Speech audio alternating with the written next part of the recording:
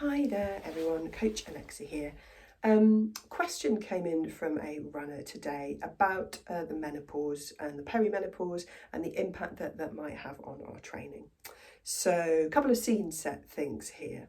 Perimenopause and menopause have a very diverse and potentially quite profound set of physical and psychological symptoms.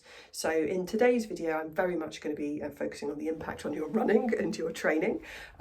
As with anything medical, please go and chat to your doctor about it. There's likely going to be, sort of women's health services in your area that can provide sort of advice and guidance and talk you through managing symptoms. For some women, they kind of sail through perimenopause and menopause without, noticing anything too dramatic. For other women, the symptoms can be really quite profound and disruptive. Second little scene set, I guess, is to give a little bit of a definition of perimenopause and menopause. So pre-perimenopause, we have usually a relatively regular monthly cycle of when our periods turn up. The menopause itself is defined as having had no period at all for at least a year. The period in between, which for some women doesn't exist at all, but for many of us can go on for years, is where we go from that regular period to none via a amount of time where we have an irregular period. So our hormones are fluctuating still, but on an irregular basis. And generally during that perimenopause period, that estrogen level particularly, but also our progesterone levels, those two key female hormones, are gradually declining, up and down on the way, but on a gradual decline. So what does that mean for our running? Estrogen gives us, it's one of the things that gives us many of our sort of female characteristics, one of which is our body shape. So as those estrogen levels drop, we move from storing our fat more around our sort of hips, thighs, bottom, up into our tummies. It will also impact our ability to maintain our muscle mass. So this is the first one on the list of things to think about for our training. So our ability to maintain our muscle mass drops off as we go through the perimenopause and menopause. So strength training becomes even more important. It's important for runners anyway. It becomes even more important as you start going through that change, to take that strength training seriously at least twice a week, and focusing on upping the amount of weight or resistance that you use in that strength training to really maximise the benefit of those sessions. It will really help your running. It will also really help your overall kind of health and well-being as you go through the menopause.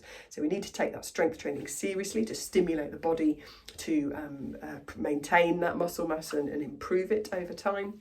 And we also need to focus on the quality and the quantity of the protein that we eat in our diets in order to give the body the ingredients it needs to do that job of maintaining and improving muscle mass.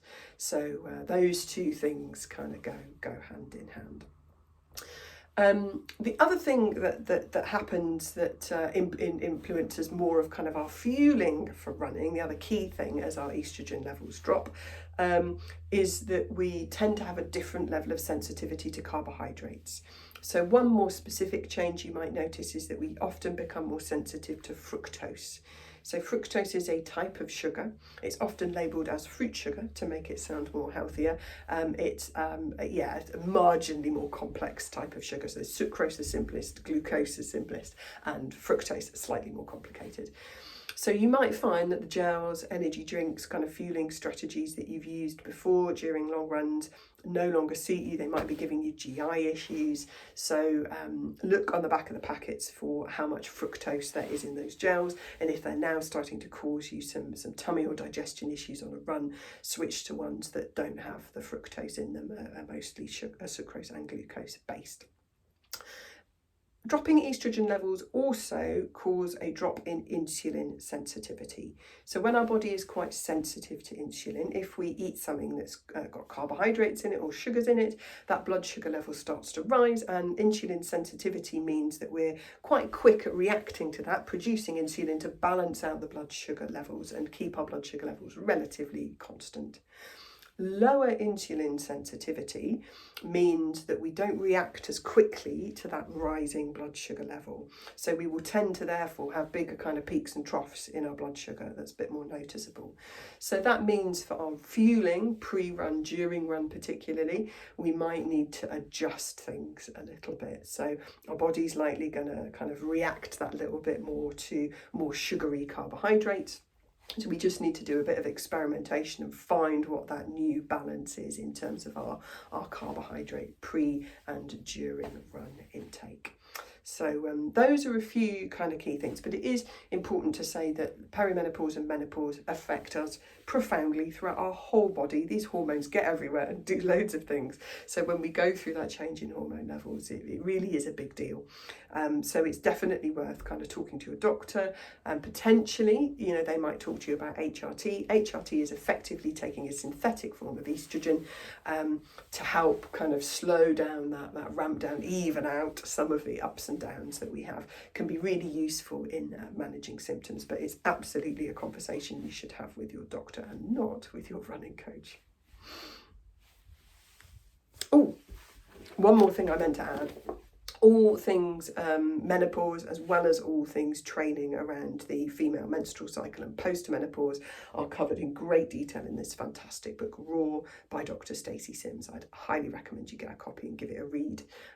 Yeah, really, really useful as a woman for training throughout all stages of your life.